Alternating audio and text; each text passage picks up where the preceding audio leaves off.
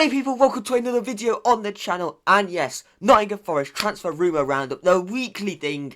I've actually maintained consistency with it, so I'm very happy. But yes, ladies and gentlemen, I'm back. I've been on holiday for the last week, as you can tell from my astonishingly good tan, you know, that you can totally see. Yeah, but yeah, it doesn't really, you wouldn't have known because I did 2 videos last week. So yeah, but anyway, enough being around the bush, enough yapping, let's get straight into it. So we're going to start off with some confirmed deals. The first one being a new contract signing. Ryan Yates is pretty much set to be announced that he signed a new contract. Apparently it is all signed, set and sealed. It's just yet to be announced by the club. The Athletics confirmed it. It's been confirmed by a fair few reliable sources. He signs until 2028, which is a 4-year contract. He's made over 200 appearances for the club. Over 60 of them have been in the Premier League. He has scored at every single level from League 2 all the way up to the Premier League. He's been a very good servant to the club. He's been heavily criticised. A lot of it has been unfair over the time in the Premier League. However, he's been a brilliant servant to the club, and he should probably still maintain being at least the club's vice-captain as well. But yeah, very happy with this because it's always good to have like a homegrown player that's been at the club for years, seeing us, you know, compete in the Premier League. So it's very, very good that he has signed a new contract. And I'm very, very happy with this news. The next one is almost a set and confirmed outgoing. It's Lewis O'Brien. He's set to go out on loan to LAFC. The loan deal, he agreed personal terms with LAFC over the last couple of days. So it should be confirmed very soon. The loan deal will run until December just because that's the American season works slightly differently to the English season. So it's only half a season loan. But for America, it's until their season ends, I'm pretty sure. However, it is a shame because when we first got promoted to the Premier League, he really did show signs of being one of our best midfielders, and I still believe if we'd consistently played him throughout that season, he probably would still be a regular starter right now.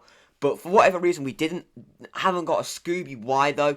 However, it's a shame. I think he should go to the Championship. I don't really see what he gains really other than a tan and a few extra quid from going to America. He went to DC United, so he was at Borough for most of last season.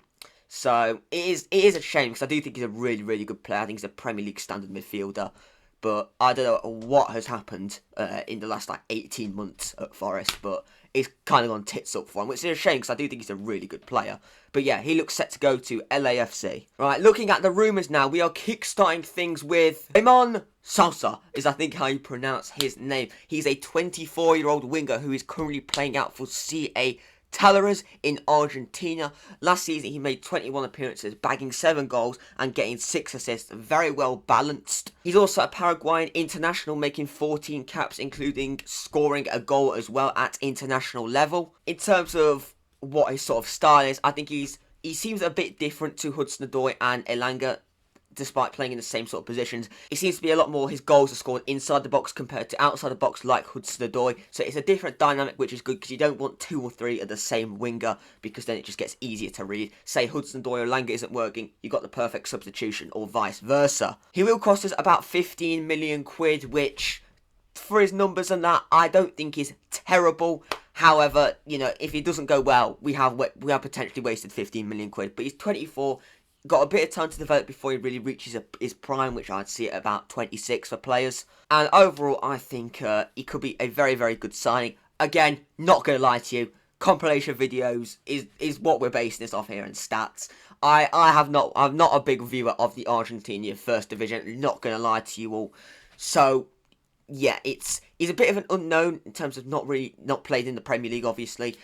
However, I do think based on how he likes to play, he's a very different dynamic to the wingers we've got, and we do need a bit more depth out wide because Hudson-Odoi's had a slight track record with injury. He's been pretty much injury-free at Forest, so far touch wood.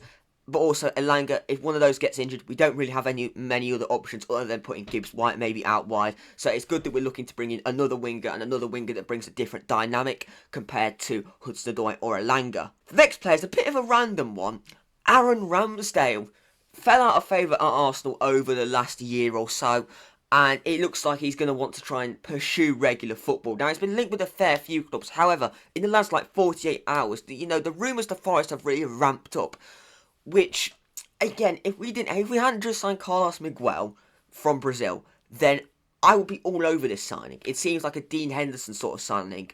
But we've got Matt Sells, who proved himself to be a very capable Premier League goalkeeper in the second half of last season. We've just spent about £4 million on Carlos Miguel coming in. If we then bring in Ramsdale, which will be a loan deal, we've then got 3 very good goalkeepers. We're not going to be able to give them all game time. Like, Turner's completely out of the equation. Turner's probably going to go to the MLS. But then you've got 3 goalkeepers. It's harsh to drop Sells because of how good he was last season. Miguel's come in, so he's going to be wanting to, play. And based on, obviously, his time in Brazil, it looks very good. And then Ramsdale's on loan, so there's going to be even more pressure to play him because he's on loan. So if we didn't have Miguel, then I'd be all over this signing. But we have Miguel. We have 2 very good goalkeepers already. Like, if Ramsdale comes in, we're not going to want to damage his career any further. It just makes sense for him to go elsewhere. And I think he's probably going to see that as well. And he's probably not going to join us. However, the rumours are, they're ramping up. There's a lot of rumours. So I think there is some, reality to it. He played only 11 games last season, conceded 12 goals, kept 3 clean sheets. Not terrible numbers for a number 2 goalkeeper from what he was last season. I think when he's fully confident, when he's at his best, he is one of the best keepers in the league. He showed that at Arsenal over about 18 to 24 months. He was very, very good. He showed it his time at Bournemouth. He's a very good goalkeeper. Despite their relegation, he was good. So I think if we didn't have Miguel or Sells, then I think this would be a very good signing. But we've got both of them, so I really don't see the need to bring him in on loan. But I'm not too sure personally. It's going to be a weird one. It'll be weird if we decide to bring him in. I get he's an English goalkeeper, he's played for England, got 5 caps for England, and he's often in the first team, but it just doesn't make sense with the keepers that we do have. And the next player, this is quite a rogue one, James Rodriguez. Apparently his agent has been offering him out to various clubs across Europe, a fair few in the Premier League. Forest were apparently one of them. I've not seen anything that we've offered him a contract or anything like that. It's just over the last day or so, he's been offered out to a lot of Premier League clubs. We have been included. He has showed from his brief time at Everton that he can, manage the Premier League and handle the Premier League. So I think it's a weird one. He's a number 10, so he would be Gibbs White's position. If he comes in, he's going to want to be the main guy. He's a decorated player. He's won Champions Leagues. He's won multiple league titles, multiple domestic cups. He's represented his country over 100 times, captained them to a Copa America final. He's obviously going to want to play. And if I was in his position, going into a side that's just avoided relegation, I would want to start.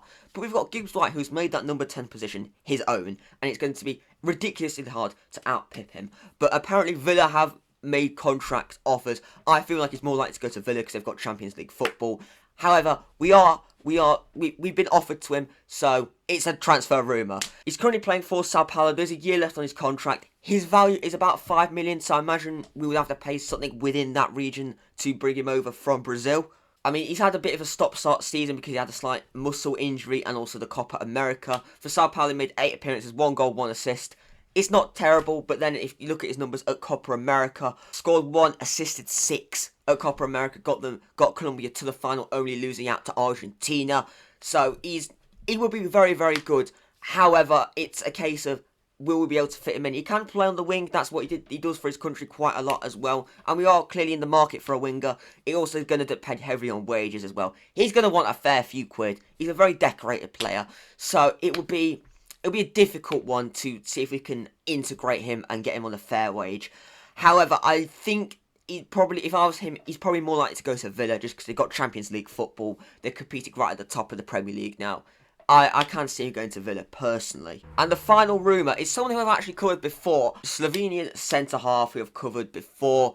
I think it was either the last transfer deal or the one before. Currently played for Udinese. Impressed massively at the Euros. But apparently, there's been a couple of clubs interested, us included. And Udinese have set his price tag at £15 million. I think it's about 18 million euros, but 15 million pounds. And his transfer value is about 10 million. That's what the talk was before. It was going to be about 10 million. However, we've signed Nicole now. It looks like Murillo is going to stay. So it's going to be a difficult one in a sense of we've got other centre-halves. We've still got Joe Worrell on the books. Are we going to look to bring in another one? How often is he going to want to play? Because it looks like we're going to play with the 4 at the back. So there's only 2 centre-halves. You can't drop Murillo after how he was last season. Nicola's just come in. He's obviously going to want to start. So it's a case of, how is he going to be integrated? We've still got Willy Bolly, who, when fit, is a very, very good centre half. However, he's fit for 15 games a season max. So you've got to bear that in mind. I think it really obviously depends on the fee. I think with some clever negotiating, we could probably get him for a little bit less than 15 million. But it also depends on the other clubs interested. So it'll be an interesting one, as I've said. He had a very good Euros for Slovenia as well. Was part of a very, very solid defence. Didn't concede to England or Portugal, only losing out to Portugal on penalties. So I'm not too sure. I think we are going to look to bring in another centre half just for depth. And if we could get him at a decent price tag, and if he's alright with being sort of in and out of the starting 11, then I don't see a reason not to sign him if we can obviously do it affordably and sustainably. But it obviously depends on Willy Bolly. If Willy Bolly is going to be fit for most of the season, then we don't really need another centre half, because obviously Nicola and Morella is probably going to be the main partnership, with maybe Bolly as the backup. If we keep Worrell on the books, then maybe Worrell as well. But we'll have to wait and see what happens with Worrell, really. I think if Worrell goes, then I think we need to bring in another centre half, just for, you can't rely on Bolly's fitness. And if there's any point where we want to go with a 5 at the back, we're going to need another centre half. And we don't want to be at a point near Christmas where we're struggling to get by, having to play someone out of position because we've got some injuries at defence. Anyway, finally, the rumoured outgoing, and the only potential outgoing that has been discussed, is Neco Williams. We've apparently rejected a bid that is cash plus player for West Ham. Again, I'm not too sure on the bid. I think I'd say it'd be within the region of 10 million quid if a player was thrown in there as well. Apparently that was rejected, which is good because I think he's definitely our best right back. I think he should be our starting right back. Him and Aina on the wing backs, that's not really much of a debate personally. And if we are going to sell him, we're going to want a fair bit. We spent about just over 15 million for him a couple of years ago. We're gonna want to gain most of that back and maybe even make a profit. So we're going to want to sell him for at least 20 million. And I don't think West Ham were offering that, hence why it was rejected. Don't know who the player was they were trying to sell to us. Not too sure about that.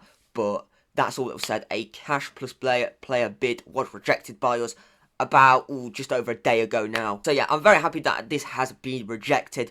Neco Williams is a young up-and-coming right-back, come through Liverpool's academy, and has impressed for us when played in the right sort of positions and given the right roles. So I do think he is a very good player, and I can understand the interest. However, he is our best right-back, and it would be absolutely ludicrous to try and sell him and then give ourselves more work to do to try and bring in someone to replace him. But yeah, hopefully he does stay at Forest, unless obviously we get a bid that's too good to turn down. Then obviously if we get one that's 20 million plus, then we'll be stupid to not accept it, because we gain profit, and again, we have more money to play with this transfer window. But thank you all for watching this transfer rumour roundup. There should be another video this week, and then I'm going to try and keep these transfer videos Monday or Tuesday. Just depends on how busy I am. But thank you all for watching. Make sure you slap a like on the video, subscribe if you are new, and I will see you all in the next video. Stay safe, lots of love, and goodbye.